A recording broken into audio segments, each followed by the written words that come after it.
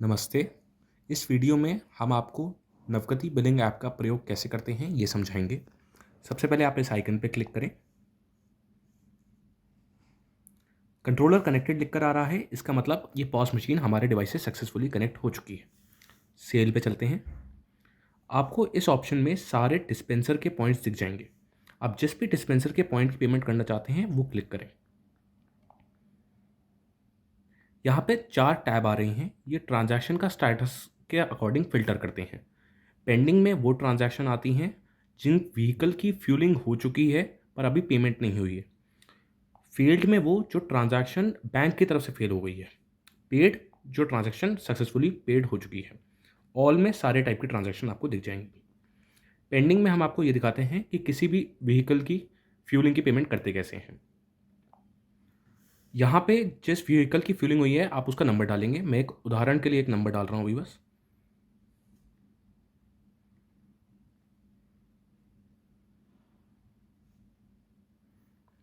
यहाँ पे 3 पेमेंट के ऑप्शन आ रहे हैं।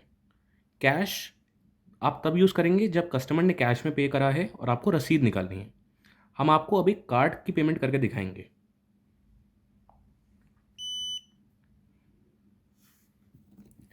मैं यहाँ पे कार्ड को टैप कर रहा हूँ।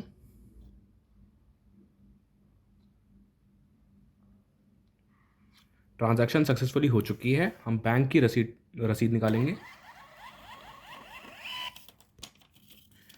कस्टमर कॉपी भी प्रिंट कर सकते हैं हम।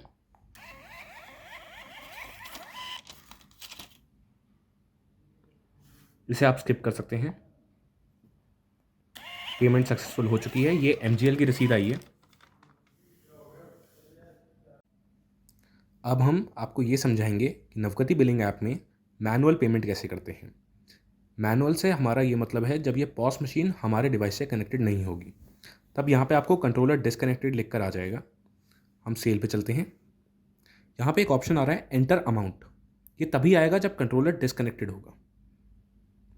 एग्जाम्पल के लिए मैं अब यहाँ पे 100 रुपये डाल देता हूँ, पर आप वो अमाउंट डालेंगे जो आपके डिस्पेंसर में लिख कर आ रही होगी। यहाँ पे उस गाड़ी का आप नंबर डालेंगे जिसकी फ्यूलिंग हुई है।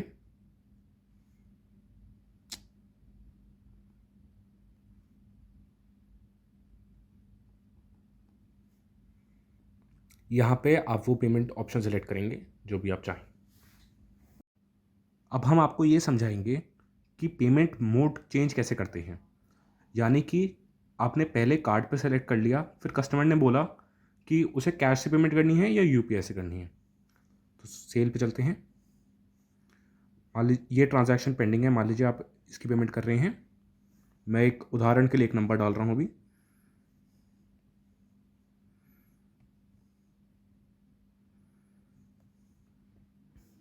पहले हम कार्ड पे चलते हैं।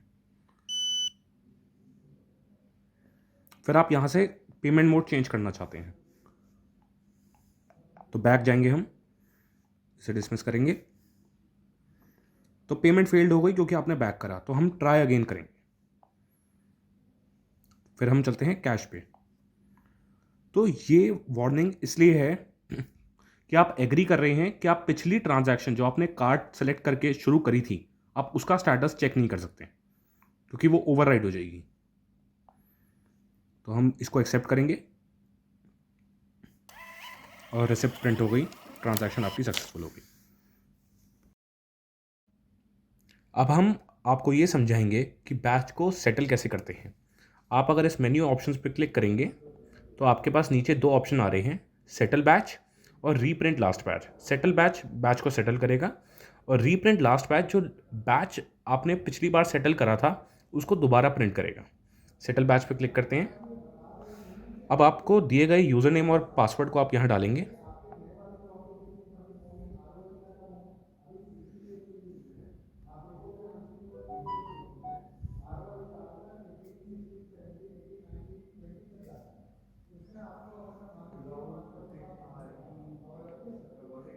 बैच सेटल हो रहा है, ये देखिए प्रिंट हो रहा है।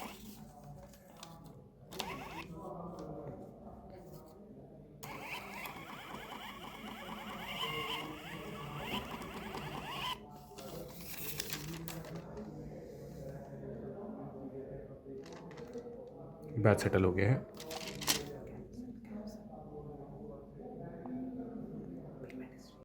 अब हम आपको ये समझाएंगे कि पिछली करी हुई ट्रांजैक्शंस की अगर आपको रिसिप्ट दोबारा निकालनी है तो वो कैसे करेंगे आप। यहाँ पे 2 टैब आ रहे हैं, पेड और फेल्ड।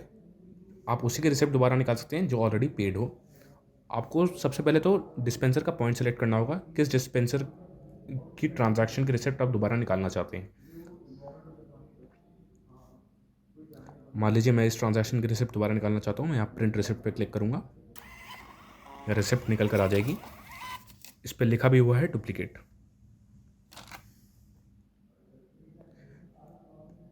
फिर कैंसिल। और अब मान लीजिए कि आपने कोई ट्रांजैक्शन करी हो जब कंट्रोलर डिसकनेक्टेड हो, मतलब मैनुअल ट्रांजैक्शन करी हो, तो उसके लिए आपको ऐसे सेलेक्ट करना होगा।